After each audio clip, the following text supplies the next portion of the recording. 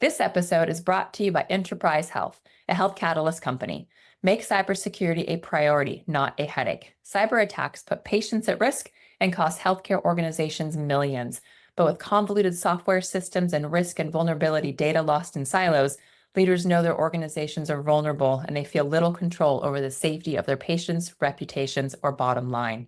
Intraprise Health brings together cybersecurity experts with over 100 years of combined experience in healthcare to offer a comprehensive suite of innovative software and services. It helps leaders finally unlock a unified human-centric cybersecurity approach. With Intraprise Health, you can improve your cybersecurity posture, protect your patients, and simplify your employees' lives. Visit thisweekhhealth.com/enterprise-health to find out more. Today on Unhack the News. We're going to have to contend with this as a society at some point and get a little more rational about how we deal with the issues.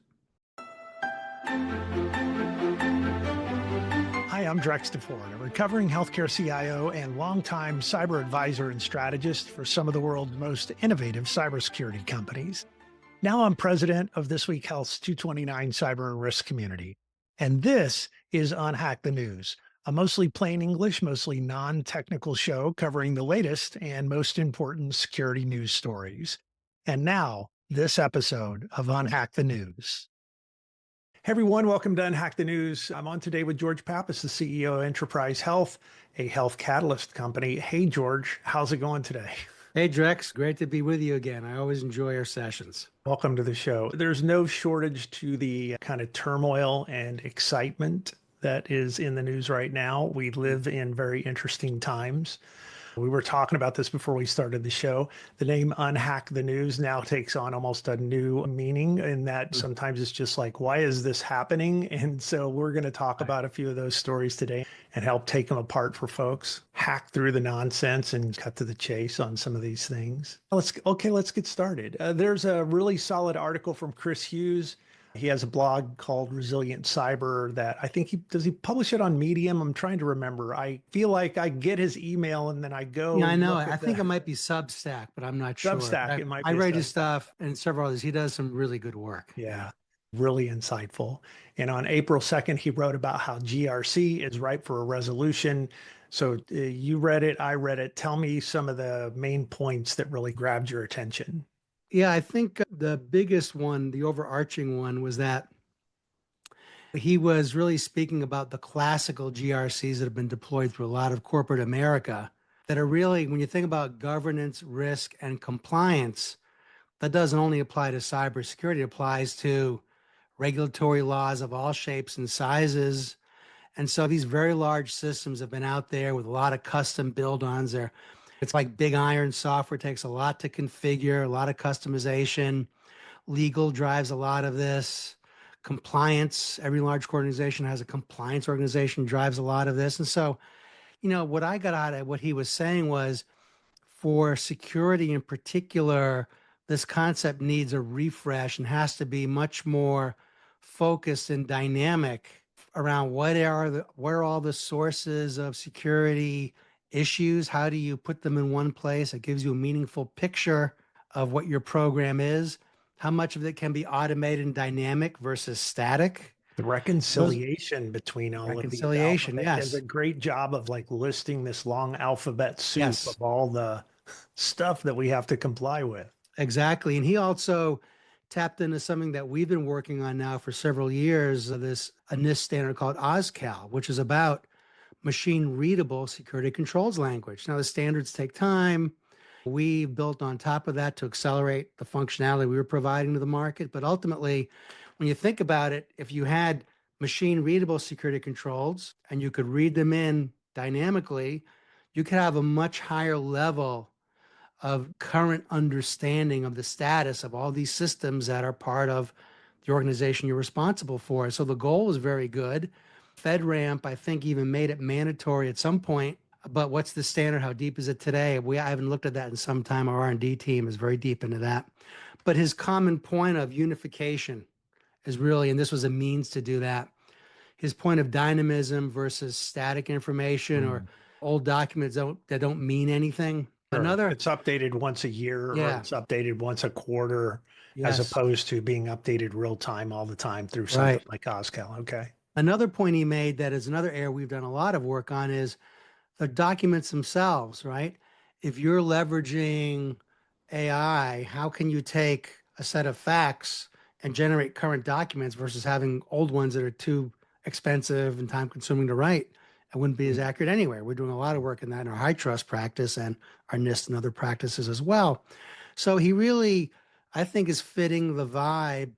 I was even thinking back to our roundtable in January where a lot of the attendees were talking about, I have all these things. I have technical debt. I've got tons of products that give me data. How do I put it all together? How do I figure out what's first, second, third? How do I explain it to a board or a CEO or a CFO who a lot of these margins are tight? How do I invest more? How do I justify it? So he was really hitting on all those spots. And his other theme that I thought was very powerful was no wasted motion. And he hit on that in a couple of areas. One was this notion of security controls inheritance, which, is prevalent. We, in our high trust practice, there's a notion of that, but so many people still don't really take maximum advantage of that in their questionnaires. The other thing that he hit on was he used the words trust center, but we've talked about this third party problem before in here. And in order to get to a more durable solution, you're going to have some level of general disclosure that is accessible to participants, business associates, and covered entities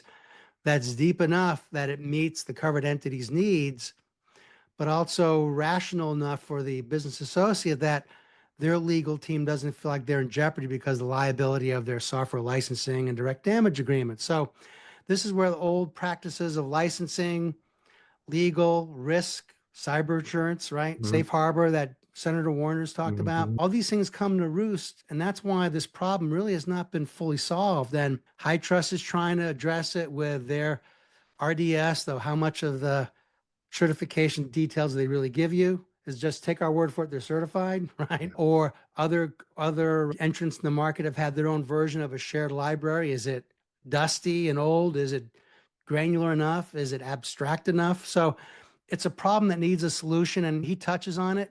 Had a good example for T-Mobile on a trust center. So those are all thoughts that we're going to have to get to sooner or later to really come up with a practical way to address this. And ultimately, the blog comes down to the punchline, which is he actually says in the end, like, compliance is a very good thing. It's one of the things that really drives security more than anything else. It's just that compliance doesn't eliminate risk. And so understanding what your risk still really is, don't completely rely on that alphabet soup of compliance documents. If we do all that, we're going to be safe. That's not true. There's still work to do.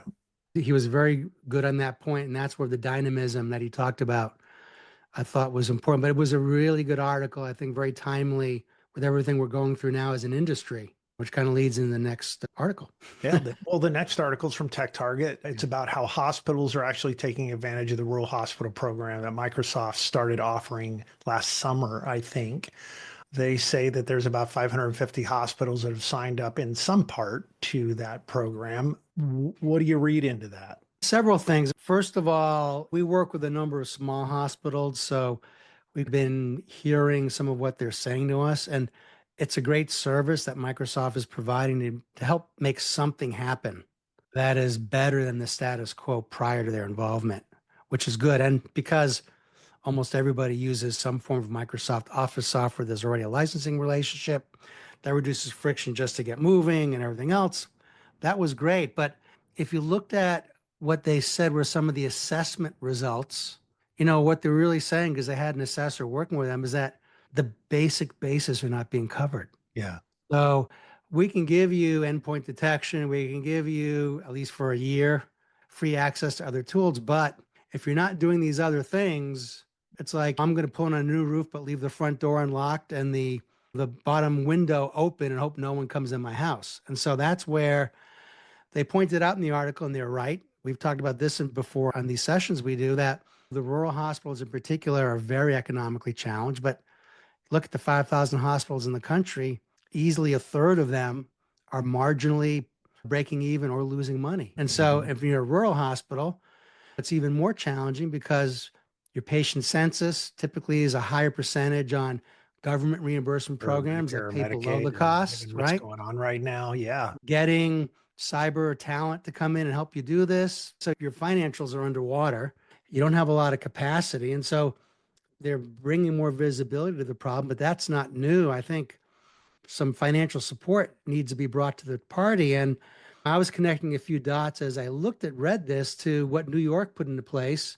They proposed it last January, it became law last October, was a $500 million budget, and it was capital IT and cyber. So we don't know how much was spent where, what was the actual results yet. I don't know if we're going to find out. But at the same time, I went back and looked at the New York regulatory text, and their dollars for a small hospital were not that far off from Microsoft's numbers of 30 to 40,000 a year. But what about keeping it up and running? What about Sure. going beyond the basic Yeah.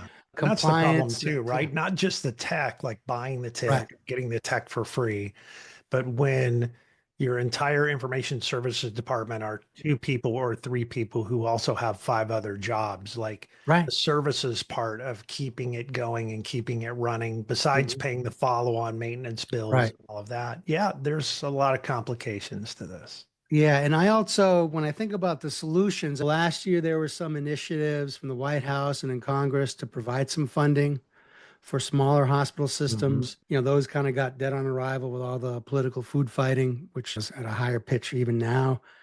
The other thing that we've seen with a collection of clients that we have are these network effects where the federal government has FQHCs, they have HCCNs where groups pool their resources together. And if you think about it, makes a lot of sense. You don't need, and a lot of this is happening today. You can outsource a SIM, you can outsource a SOC, and you can outsource through any number of great vendors, endpoint detection, all that. But how do you outsource a vCISO function with more tailored metrics to that organization or benchmark comparison? So there's room for innovation within the operational kind of envelope today. Another thing the article did not mention is that there's another 1,000 or so rural hospitals, but they're all owned by large IDNs. That gets back to some of the audit article we're going to have next, but ultimately, are those being assessed? Are those really brought into the mothership? You can do some of it with automation and tools, but some of it is still today a more manual effort, a more thoughtful effort that requires more human time that is hard to do across very large and far-flung organizations. The organizations that are being acquired are notoriously underinvested in. And so Yeah. there's the whole challenge of once you acquire another hospital or Right. another entity of any kind, clinic, whatever the case may be, then you got to figure out the investment. How do you get them to the standards you want them to be for the whole IDN, because everyone's connected to everyone else in the IDN. Exactly. Exactly. So that's where, plus with M&A, Right. and by the way, I was thinking about when I was reading this about, again, our session in January with all those, the great CISOs, we had those 2.5 days, but what is technical debt? Instead of one network, I have 50 networks from 50 acquired organizations with different tax IDs and different generations of Cisco hardware. Just think about that, right? Well, and the finances, but the finances behind it and how those Yeah. things were bought and how they're being Right. amortized. And I mean, it, Right. yeah. Yeah. Well, if it was easy, we'd have it sorted, right? Yes, exactly.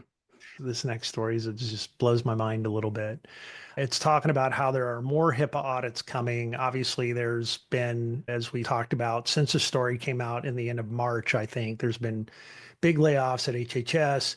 OCR has been realigned to CISA. Assistant Secretary of Enforcement. Yeah, there's been this situation at CISA and apparently more layoffs coming at CISA here pretty shortly. There's more audits coming, though. It seems like that's kind of set in stone. And now I wonder, with everything else going on, do you think anyone is actually focused on this or paying attention? Or I think it's a real struggle, and I don't believe they are. And as I was reading this one, I was like, we knew this at Enterprise, but think about it for a minute. If they have stopped doing audits in 2017, and then they're wondering why we have record-breaking breaches and lack of compliance at their NPRM in January pointed out, I think it's the two are somewhat related. You know, well, I would this tell goes you, back to the Chris Hughes article that you started. yes, think about, let's use an analogy, the Joint Commission, right? If you knew the Joint Commission was going to audit 1% or 5% of the hospitals a year, would you spend effort to be compliant? Probably not. Would you play the lottery and say they're probably not going to? Exactly. So even in this article just earlier this month where they're talking about, we're going to do 50 audits. Oh my goodness. Oh my God. We got 5,000 hospitals. We have 100,000 medical practices. We have how many thousand VAs? Come on, guys. So that is the backdrop before all the cuts. And so this is where growing up and going to college, my organizational behavior was called back then, professor called it cognitive dissonance reduction. So we're saying we're going to do something when it's obvious we're not going to be able to do it. Makes me feel better saying it, but what's really going to happen here? Yeah. And then they're leaving it essentially to the cyber insurance market, the risk management market to be the arbiters of what happens when you have an incident. And maybe even driving that compliance conversation through the market influence of the cost of cyber insurance by looking at their programs and seeing what they're really doing and do they feel comfortable with it. It also brings something up too, just I think about, given all the turmoil, are the auditors that they're going to be sending going to be people who have great experience doing HIPAA audits, and are they just going to be following a checklist? And if you don't say exactly the words that are in the line of the checklist, even though you're doing the right thing, you're still not somehow checking the box. There's all that challenge too, right? When we do assessments with clients, right, there are many of them who are self-assessing, which the NPRM is going to eliminate should it be brought to full regulation, which I think is helpful and needed. They don't understand the question that they're answering, or they're answering it just to check the box, but they're not really dealing with the issue. And ultimately, if you're trying to protect your organization, zero in on a smaller number of things, prioritize them, and do them as well as possible. And I think that's where the NPRM, and even when I read it, because they actually released it before January 6th, it was like late December when I started reading it. The fact that they hadn't even updated the SRA rules in like 12 years to me was astonishing, given the pressure the sector has been under and how vulnerable 330 million patient records are. So we're going to have to contend with this as a society at some point and get a little more rational about how we deal with the issues. Hey, thanks for doing this today. Yeah, the article's very well tied together. If you want to read them, we'll make sure they're obviously on the news site at thisweekhealth.com/news, but let us know. We'll make sure that in the show, we've also got the show notes about the articles too. Hey, George, thanks for being on the show. We really appreciate it. Always a pleasure, Drex. Thanks for tuning in to UnHack the News. And while this show keeps you updated on the biggest stories, we also try to provide some context and even opinions on the latest developments. And now there's another way for you to stay ahead. Subscribe to our daily insights email. What you'll get is expertly curated health IT news straight to your inbox, ensuring you never miss a beat. Sign up at thisweekhealth.com/news. I'm your host, Drex DeFord. Thanks for spending some time with me today. And that's it for UnHack the News. As always, stay a little paranoid, and I'll see you around campus.